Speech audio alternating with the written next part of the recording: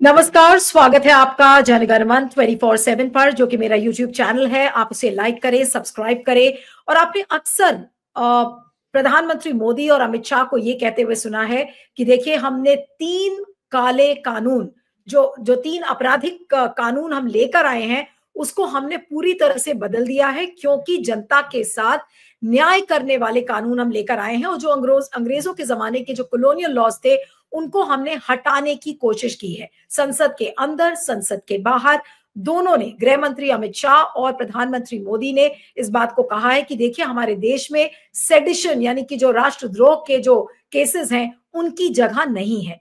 लेकिन कहना और असलियत में जो चीजें सामने दिख रही हैं, उसमें बहुत फर्क है। और इसी फर्क को महसूस कराया है राजस्थान हाईकोर्ट के जज जस्टिस मोंगा ने। एक ऐसा मामला सामने आया है जहां पर एक व्यक्ति जिसका नाम था तेजिंदर पाल सिंह, उन्होंने एक फेसबुक पर एक पोस्ट डाली थी और उसमें एक वीडियो पोस्ट किया था, जिसमें उन्होंने प्रो खालिस्तान जो एमपी हैं अमृतपाल सिंह, उनके सिंपैथी में एक वीडियो पोस्ट किया था। उसको लेकर उनको बुक किया गया। जो राष्ट्रद्रोह का मामला है, जो अब माना जाता है, हालांकि इसको बोला नहीं जाता कि वो सेडिशन का मामला है, लेकिन सेक्शन 152 ऑफ द भारत न्याय संहिता, उसके अंदर उनको बुक किया गया। लेकिन राजस्थान हाईकोर्ट के जज जस्टिस मोंगा ने कहा कि ये एक तरीके से, अगर इस केस को सेक्शन 152 के तहत बुक किया गया है, तो ये बिल्कुल एक तरीके से जो पुराना सेडिशन का जो सेक्शन था 124A, उसको एक तरीके से री इंट्रोड्यूस करने जैसा है, यानी कि दोबारा इंट्रोड्यूस किसी दूसरे नाम से किया जा रहा है। और साथ में उन्होंने ये भी कहा कि इट क्रिमिनलाइजेस एक्ट्स और attempts that insight cessation, armed rebellion और सबवर्सिव एक्टिविटीज और encourage separatist sentiments that threaten the country's stability.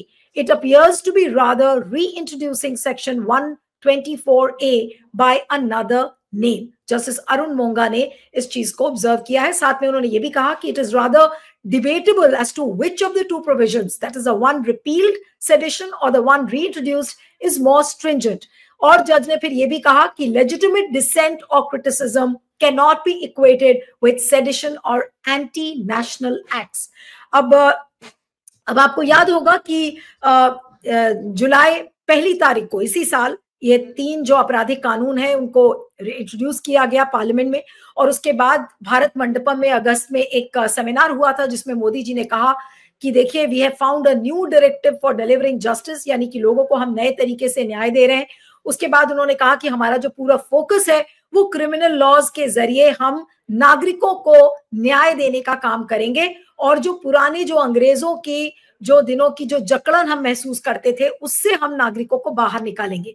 उसी तरह से अमित शाह ने भी, जब ये बिल टेबल हो रहा था पार्लियामेंट में, तो उन्होंने कहा everyone has the right to speak, सबको बोलने का हक है, and we are completely repealing the sedition. उन्होंने कहा कि हम पूरी तरीके से ये जो राष्ट्रद्रोह का जो प्रोविजन है, इसको हम हटा रहे हैं। लेकिन ये जो मामला सामने आया है, ये कुछ उल्टा बयान करता है। तो आज इसी सवाल को हम पूछने की कोशिश करेंगे कि क्या प्रधानमंत्री नरेंद्र मोदी और गृह मंत्री अमित शाह झूठ बोल रहे हैं और झूठ बोलते आए हैं, जहां तक राष्ट्रद्रोह का मामला, जो केसेस हैं उनकी अगर हम बात करें, या फिर देश को गुमराह किया जा रहा है राष्ट्रद्रोह के मामले में। आज इसी पर हम बातचीत करेंगे। हमारे साथ सुप्रीम कोर्ट के जाने माने वकील और कॉन्स्टिट्यूशनल एक्सपर्ट संजय हेगड़े जुड़ रहे हैं। संजय जी, आपका बहुत बहुत स्वागत है। Thank you so much for joining. और ये जो राजस्थान हाईकोर्ट का जो ये केस सामने आया है, जिसमें जस्टिस अरुण मोंगा ने दोनों को कंपैरिजन करके ये बताया है कि ये जो सेक्शन 152 है, ये एक तरीके से री इंट्रोडक्शन है सेक्शन 124A का। इस पूरे केस को आप कैसे देखते हैं सर? देखिए, जो जस्टिस मोंगा ने कहा है वो तो बिल्कुल सही है। और क्योंकि न्याय संहिता में सेडिशन का जिक्र नहीं है, उसका मतलब ये नहीं है कि जो सारे इंग्रेडिएंट्स थे, जो सेडिशन के ऑफेंस था पहले, उसे एक नया रूप देके वापस नहीं लाया गया है। तो जो एक तरीके से कहने में देखें तो आप सिर्फ एक नाम बदले हैं या नाम को मिटाया है, पर जो इंटेंट था, जो कंट्रोल ऑफ स्पीच एक्सप्रेशन, जो पहले भी अंग्रेजों के जमाने में जो था, वो आज भारत के संविधान के 75 साल बाद भी वही वही मंशा रहती है एडमिनिस्ट्रेशन का कि कोई, जो फैज साहब कहते थे कि निसार में तेरी गलियों पे जहाँ पे चली है रस्म कि कोई ना सर उठा के चले, तो आज भी वही है कि अगर आप सर उठा के चलो और आपका सर कुछ बोल दे तो शायद ये हो सकता है कि उन्हीं सलाखों के पीछे बंद किया जा सकता है। लेकिन इस पूरे केस को हम लोग कैसे देखें? तेजिंदर पाल ने एक वीडियो पोस्ट किया, पोस्ट करके उन्होंने अपनी जो फीलिंग्स थी वो जाहिर की। उसके बाद उनको सेक्शन 152 के तहत बुक कर दिया गया।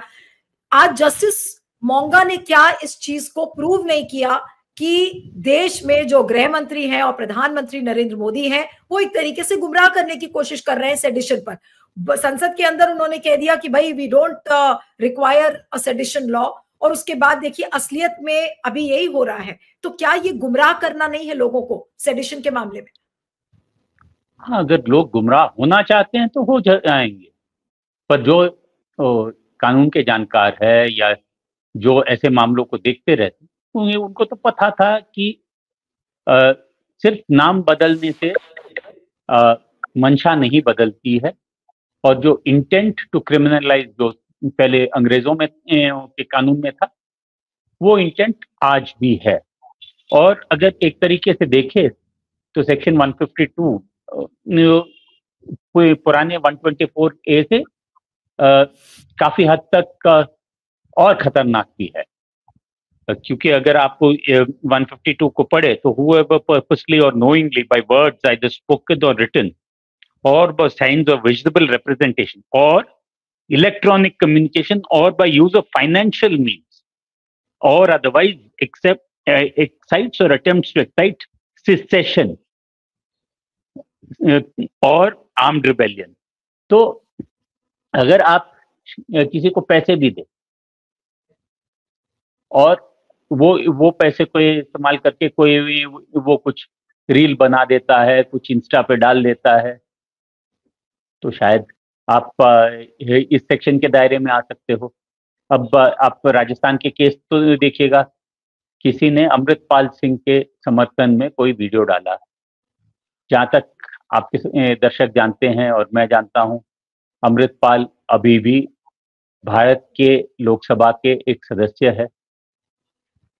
वो अपनी कॉन्स्टिट्यूएंसी से जीत कर आए हैं, उन पर कई मुकदमे चल रहे हैं, पर ऐसा कुछ नहीं है कि उन पर कोई कन्विक्शन तो अभी तक हुई है। तो ऐसे संदर्भ में अगर कोई कह सके कि भाई मैं ये मानता हूं कि वो निर्दोष है या मैं उनको सपोर्ट करता हूं, तो वो एंटी नेशनल कैसे बन सकता है?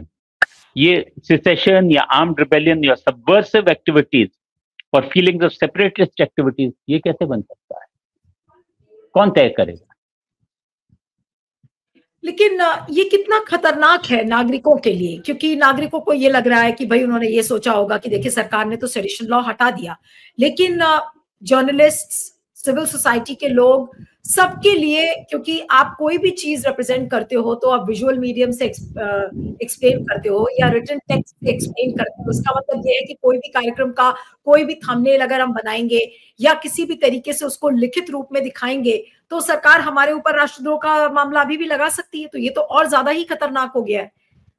जी बिल्कुल, और ना सिर्फ आपको, ना सिर्फ एंकर को, ना सिर्फ पार्टिसिपेंट को, पूरे चैनल के पीछे कौन है, चैनल को कौन फाइनेंस कर रहा है। अगर कोई पुलिस वाला इस सेक्शन को यूज करके या मिसयूज करके लोगों को परेशान करना चाहता है तो उसका स्कोप तो बहुत बड़ा है, क्योंकि सजा भी लाइफ इम्प्रिजनमेंट का है, लाइफ इम्प्रिजनमेंट और 7 ईयर्स। तो डराने के लिए ये बहुत सख्त कानून बनाया गया है और इस्तेमाल या दुरुपयोग अभी अभी शुरू हुआ है। आपको तो आपके दर्शकों को याद होगा कि जब पहले 124A चला था तब भी वो बहुत वाइडली यूज किया गया था अंग्रेजों के जमाने में। गांधी जी और बाल गंगाधर तिलक पर इसके तहत मुकदमे चले थे और कन्विक्शंस भी हुए थे। तो जब संविधान आया तो सवाल आ गया था कि क्या ये सेक्शन संवैधानिक है या नहीं, और तब सुप्रीम कोर्ट ने 1962 में केदारनाथ के जजमेंट में कह दिया था कि अगर किसी के बयानबाजी या किसी के भाषण से इमीडिएटली कोई हिंसा भड़क जाती है तो शायद ये सेक्शन लग सकता है, वरना नहीं। पर ये सुप्रीम कोर्ट के ये कहने के बावजूद भी ये सेक्शन इस्तेमाल होते गया। जब भी किसी को बंद करना था जो ज्यादा बोल रहा था तो इस सेक्शन का उपयोग हुआ। और जैसे डॉक्टर विनायक सेन है, उसको तो छत्तीसगढ़ पुलिस ने तो बंद करके उम्र कैद की सजा भी हो गई थी उनको, फिर बाद में उनको जाते जाते सुप्रीम कोर्ट से राहत मिली। तो ये सेक्शन इतना ब्रॉडली वर्डेड है कि कोई भी पुलिस वाला जब चाहे किसी को भी परेशान कर सकता है। अगर आप पे एकदम से इल्जाम लगा दें कि आप हरी ब्लाउज पहने हैं, हरे रंग किसी और बगल के देश का फ्लैग है और आप एंटी नेशनल एक्टिविटी ये कर रहे हो, तो जब मुकदमा चले और जब तक फैसला सुनाया जाए तो बहुत देर हो जाएगी और बीच में बहुत सारे स्टेप्स है। तो ये खतरनाक ओवर ब्रॉड जो इंटरप्रिटेशन है पुलिस वालों का, उस पर जुडिशरी को रोक लगाना बहुत जरूरी है। लेकिन जो अमित शाह की स्पीच थी पार्लियामेंट में, बहुत चाशनी में लपेट लपेट कर उन्होंने कहा कि देखिए सेडिशन की हमें कोई जरूरत नहीं है, लोग जो चाहे वो बोल सकते हैं, जो चाहे वो लिख सकते हैं।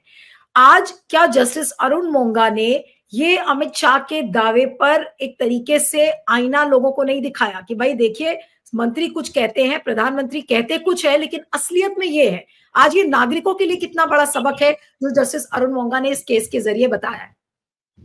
जस्टिस अरुण मोंगा ने वही बताया है जो पहले एक बार युगांडा के ईदी अमीन ने बताया था। युगांडा के ईदी अमीन ने कह दिया था कि I promise you freedom of speech but freedom after speech I can not guarantee. तो वही बताया है कि किसी को बोलने के बाद फ्रीडम की कोई गारंटी है नहीं। और जो अगर आप ये सोच रहे हो कि सेडिशन का लॉ खत्म हो गया है, सेडिशन अभी स्टैट्यूट बुक पे नहीं है, तो उसकी जो उससे भी एक खतरनाक सेक्शन अब स्टैट्यूट बुक पे है और अभी इस्तेमाल में लाया जा रहा है और इस्तेमाल हुआ है ऑब्वियसली, क्योंकि किसी राजस्थान में किसी गुरुद्वारे के पॉलिटिक्स के चलते चलते किसी ने दूसरे पर इल्जाम लगा दिया है कि ये फलाना सेपरेटिस्ट को सपोर्ट कर रहा है, तो सेडिशन का मामला नहीं 152 का मामला चलाइएगा। लेकिन अब सतर्क रहने की, अब ऐसे तो बहुत सारे केसेस हैं। ये तो अभी एक मामला है जिसमें कि जस्टिस अरुण मोंगा जैसे जज थे जिन्होंने असलियत सही तरीके से बताई, लेकिन क्या ये खतरा भी हो सकता है जहां पर जज साहब कुछ अपने ऑब्जर्वेशन से भी लोगों को और नागरिकों के जान को जोखिम में डाल सकते हैं? क्योंकि कई बार हमने ऐसा देखा है और ऐसे जजेस हैं जो थोड़ा सा पॉलिटिकली इंक्लाइंड होते हैं और ऐसे तो बहुत सारे एग्जांपल्स हैं। तो अगर जिसको फंसाना है तो वो तो फिर हर जज जस्टिस मोंगा जैसा नहीं होगा। हाँ, अगर आपके स्टैट्यूट बुक पे कोई ओवर ब्रॉड लेजिस्लेशन लाते हो तो उसका दुरुपयोग होना लाजमी है। हाँ, जो एनफोर्सर्स है, जो नॉर्मल एनफोर्सर्स है, जो जैसे पुलिस या कोई कभी कभार एक्साइज डिपार्टमेंट, जीएसटी डिपार्टमेंट, वो तो उसका दुरुपयोग करेंगे ही। पर आपके जो नेबर्स है या कभी कभार कोई जज है या क्या पता कोई टॉक शो होस्ट भी कोई किसी के बात को तोड़ मरोड़ के ऐसे लोगों पे 152 का मुकदमा क्यों नहीं चलाया जाता है, जनता जानना चाहती है करके अगर कोई चिल्लाने लगे तो बहुत से लोगों के जिंदगी बर्बाद हो सकती है।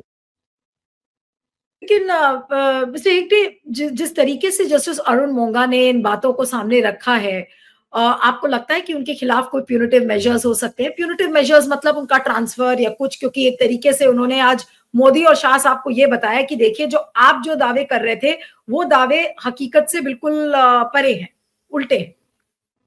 देखिए, जस्टिस मोंगा को मैं जानता हूं जब से वो वकालत में थे सुप्रीम कोर्ट में, हम साथ में वकालत में भी थे, और वो पहले ही ट्रांसफर हो चुके हैं Punjab and Haryana high court से। मैं एक और ट्रांसफर हो जाए तो उन्हें ज़्यादा कोई फर्क नहीं पड़ेगा, पर अगर ट्रांसफर करने की कोई कोशिश होगी तो जनता, मैं मानता हूँ, ज़रूर समझेगी कि ये प्यूनिटिव ट्रांसफर है और ये सिस्टम के लिए और इंडिपेंडेंस ऑफ द जुडिशरी के लिए अच्छा सबक नहीं होगा। एक आखिरी सवाल करेंगे कि जनता को सरकार द्वारा ये बताया जाता है कि देखिए हम आपकी आवाज और बुलंद कर रहे हैं, आपको हम बोलने का पूरा मौका देंगे, लेकिन असलियत जो सेक्शन 152 की है वो यही है कि जनता अब ज्यादा खतरे के बीच में है, जनता की जो आजादी है वो और ज्यादा पहले से छीन ली गई है। क्या इस तरीके से इसको हम कॉम्प्रिहेंड करें? बिल्कुल, आपको पूरा हक है जोर से बोलने का, जब तक आप सरकार की वाहवाही करें।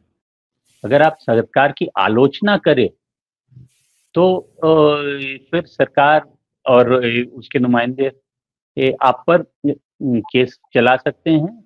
और मैं ये मानता हूं कि जैसे जस्टिस मोंगा ने आज राजस्थान हाई कोर्ट में कहा है, बहुत सारे जजेस हैं जो दूसरे हाई कोर्ट्स में और सुप्रीम कोर्ट में ऐसे ही सवाल उठाएंगे, और शायद इस सेक्शन के जब इंटरप्रेट हो जाए तो ये बहुत ही नैरो इंटरप्रिटेशन होगा। जैसे पहले 124A पर भी जो सुप्रीम कोर्ट का इंटरप्रिटेशन था कि अगर हिंसा भड़काऊ बयान है वो तो ही मामला चल सकता है। तो जहां हिंसा नहीं होती है और सिर्फ कोई कुछ कहीं कह देता है और दूसरे सब भूल जाते हैं और सिर्फ पुलिस वाले FIR दर्ज करके केस चला रहे हैं, तो मैं मानता हूं कि जुडिशरी इसमें सतर्क रहेगी। चलिए, आपका बहुत बहुत शुक्रिया sir. Thank you so much for joining. Thank you. शुक्रिया, धन्यवाद।